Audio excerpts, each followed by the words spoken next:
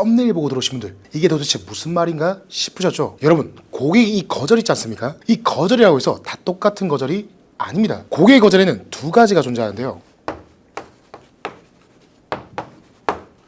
1번 관심이 없을 때의 거절, 2번은 확신이 없을 때의 거절입니다. 이렇게 두 가지 거절로 나뉜단 말이죠. 이 거절에는 이름표가 안 붙기 때문에 많은 세일즈맨들이 다 똑같은 거절이라고 생각합니다. 제가 말씀드린 첫 번째 거절은 무엇일까요? 실제로 내가 파는 물건이 필요 없는 고객입니다. 그런데 이 두 번째 거절은 뭘까요? 바로 우리가 찾고 있던 잠재 고객들입니다. 이 두 번째 거절도 다 똑같은 거절이라고 생각하면 내 고객들은 영영 사라질 겁니다. 자, 오늘은 이 두 번째 거절에 대해서 아주 디테일하게 얘기를 드릴 건데요. 이 영상을 끝까지 보고 나면 여러분들은 고객이 하는 이 거절의 진짜 의미에 대해서 알게 되실 겁니다. 반갑습니다. 당신 손에 세일즈의 마스터키를 쥐어드릴 영업왕 마스터 양입니다. 여러분, 오늘은 제가 독감 때문에 목이 많이 나가 있는 부분 미리 먼저 양해 부탁드리겠습니다. 자, 여러분, 제가 좀 전에 말씀드린 이 1번 관심이 없을 때 거절하는 고객은 거의 없습니다. 왜? 애초에 미팅에 나오지도 않았을 테니까요. 그 말은 대부분 이 두 번째 거절, 즉 확신이 없어서 일단 거절을 하고 본다는 건데요. 영업 현장에서 가장 흔한 상황을 같이 한번 떠올려 보겠습니다. 제품 설명이 끝났고 고객은 고개를 끄덕입니다. 뭔가 반응이 괜찮아 보이죠? 그런데 마지막 순간 고객이 이렇게 얘기합니다. 일단 생각 좀 해볼게요. 여기서 많은 세일즈맨들이 실수를 하죠. 고객이 이 말에 당황해서 이렇게 말합니다. 고객님, 결정을 미룬 이유가 무엇일까요? 처럼 말입니다. 그리고 그 순간부터 계약은 점점 더 멀어집니다. 내 설득이 곧 압박으로 느껴지고 시간 좀 주세요는 안 할게요로 변해버립니다. 그러니 여러분 꼭 기억하십시오. 계약을 원한다면 고객이 거절한 순간만큼은 귀머거리가 되어야 합니다. 고객이 생각해 볼게요 라고 말했다면요, 그 말을 듣는 순간부터 그 말을 들리지 않는 것처럼 행동하세요. 무시하라는 뜻이 아닙니다. 해석하지 말고 받아들이지도 말라는 겁니다. 그저 여러분이 하려던 이야기를 계속 이어가십시오. 여러분이 파는 상품의 가치를 보여주는데 집중하고 고객의 삶에 어떤 변화가 생길지를 보여주는데 집중만 하시면 됩니다. 거절에 반응해버리면 세일즈는 거기서 끝나버립니다. 이럴 때 여러분이 해야 하는 일은 설득이 아닙니다. 그저 보여주는 겁니다. 이 상품이 어떻게 고객의 삶을 바꿀 수 있는지, 이 선택이 왜 합리적인지 구체적으로, 현실적으로, 감정적으로 말이죠. 이때 핵심은 흐름을 끊지 않는 겁니다. 자, 고객이 생각해 볼게요 라고 말해도 마치 그런 말이 없었던 것처럼 자연스럽게 다음 장점으로 넘어가십시오. 이렇게 말이죠. 그럼요 고객님, 이 기능이 고객님 상황에 굉장히 유용하거든요. 이런 식으로 말이죠. 고객이 생각 좀 해볼게요 라고 말하는 순간 단순히 거절로 받아들이지 마세요. 그건 거절이 아닙니다. 고객 입장에서는 불확실성에 대한 방어의제일 뿐이죠. 사람 불안할 때, 그리고 확신이 없을 때 자신의 감정이나 판단을 지키기 위해 보류라는 가면을 씁니다. 그 가면 뒤에는 조금 더 설명해줘, 내가 모르는 뭔가 있을지도 몰라, 솔직히 나도 좀 헷갈려 라는 신호가 숨어있는 거죠. 고객은 이 상품에 관심은 있지만 스스로 확신이 서지 않으니 망설이고 있는 겁니다. 그러니 앞으로는 고객의 거절에 일일이 반응하지 마십시오. 아무 반응도 하지 않고 고객이 가지고 있는 불확신만 누그러뜨려 주는 겁니다. 그렇게 하다 보면 어느 순간 고객은 스스로 거절했다는 사실을 잊은 채 여러분의 말을 듣고 있는 중일 겁니다. 이쯤에서 이런 반론이 생각나실 수 있습니다. 그렇게 고객 말을 무시했다가 기분 나빠하면요, 싫다는데 계속 얘기하면 유효가 나는 거 아닌가요? 맞습니다. 제가 말씀드리는 내용이 현실적으로는 어렵게 느껴질 수 있습니다. 특히 초보 영업사원일수록 고객의 노는 뭐죠 여러분들? 거절이죠.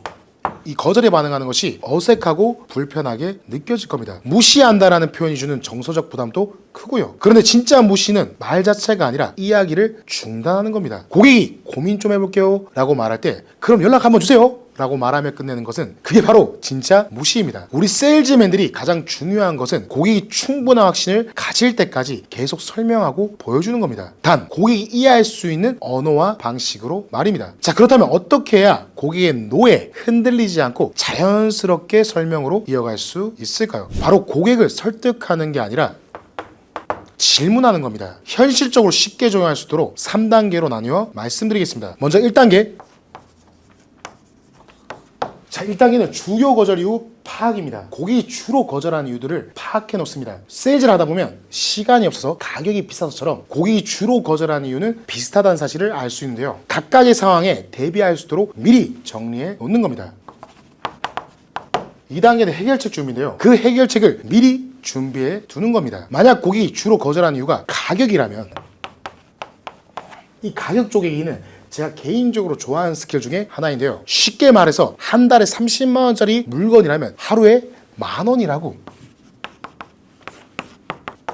하루 10,000원이라고 얘기하는 겁니다. 사람 추상적인 큰 수보다 작고 구체적인 단위에 민감하게 반응하거든요. 70만 원보다 한 달에 5만 원, 한 달에 5만 원보다 하루에 1,700원이 덜 부담스러운 이유죠. 자, 마지막 3단계는 질문의 녹이기입니다. 질문형으로 마무리하는 건데요. 여러분이 준비한 해결책을 반드시 질문으로 마무리하십시오. 주장을 있는 그대로 말하는 게 아니라 질문에 녹였을 때 거부감이 적기 마련이니까요. 그리고 이때 질문은 논리보다 감정을 자극해야 합니다. 이렇게 말이죠. 자, 고객님, 이 물건은 고객님이 가족분들이 모두 만족해 하면서 쓰실 물건입니다. 이 물건을 하루에 1,700원에 누릴 수 있다면 이 1,700원이 과연 아까운 돈일까요? 자, 이렇게 말하면 고객은 자연스럽게 자기 머릿속에서 다시 생각을 시작합니다. 우리가 준비한 합리적인 이유와 우리가 자극한 이 감정이 다시금 고객의 마음에 불씨를 지피게 되는 거죠. 그리고 고객이 머릿속으로 다시 한번 생각해보게 만드는 이 지금 고객의 상황에 맞는 이 상품의 장점을 다시 한번 설명하기 시작하면 되는 거죠. 자, 이렇게 하면 고객의 말을 겉으로 보기에도 무시한 게 아니게 되고 고객 스스로 다시 생각할 시간까지 번 셈이죠. 어떤가요? 제가 말씀드리는 무시하라는 말의 뜻이 조금은 이해가 되셨을까요? 여러분, 다시 말씀드리자면 고객의 생각해볼게요는 거절이 아닙니다. 그건 여러분에게 손짓하고 있는 겁니다. 나 아직 확신 없으니까 나한테 확신을 줘봐요 라고 말이죠. 그리고 그 신호에 제대로 반응하려면 귀머거리가 되셔야 합니다. 그 말에 반응하지 말고 그 말을 무시하고 준비한 이야기를 계속하십시오. 고객의 불확신을 진정시키고 스스로 납득할 수 있을 때까지 고객들을 이끌 수 있는 세일즈맨이 되어야 합니다. 그러니 여러분이 앞으로 고객이 노라고 반응하면 기뻐하셔도 좋습니다. 오늘 영상을 봄으로써 여러분은 그 말에 어떻게 반응해야 하는지 모두 알게 됐으니까요. 여러분, 세일즈는 정답이 없습니다. 제가 오늘 말씀드린 이 내용도 누군가에게는 좋지 않은 방식일 수도 있죠. 제가 오늘 말씀드린 이 내용이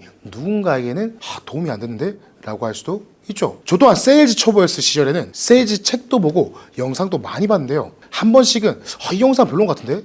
이건 별론 것 같은데? 이건 좋은 것 같은데? 라고 말하면서 판단했던 적도 있습니다. 하지만 지금은 어떤 영상을 보든 어떤 공부를 하든 어떤 책을 보든 한 가지는 배울 점이 있지 않을까라고 생각을 합니다. 그래서 여러분은 저와 같은 시행착오를 겪지 않을 수 있는 방법이 있습니다. 바로 좋아요와 구독을 눌러놓는 거죠. 제가 했던 모든 실수들과 그로 인해 배울 수 있던 노하우들을 천천히 풀어나갈 테니 구독, 좋아요, 알림 설정까지 꾹 눌러주시고요. 제가 워낙 영업하면서 고생을 많이 해서인지 제가 성공하고 나면 주변 사람들에게 1대1로 이 세일즈를 마스터 시켜드리고 싶었습니다. 저 역시도 제게 맞는 영업 방식 찾는데 오래 걸렸으니까요. 지금 이 세일즈PT라는 이름으로 이 서비스를 하고 있는데요. 오늘 알려드린 내용들이 도움이 되셨거나 세일즈PT에서 알려주는 내용이 궁금하시다면 제가 고정 댓글에 링크를 첨부해 두었으니 꼭 확인해 보시면 좋을 것 같습니다. 자, 그럼 힘차게 마무리해 보겠습니다. 네버기브업, 당신의 손에 세일즈의 마스터키를 쥐어드릴 영업 왕 마스터 양이었습니다. 감사합니다.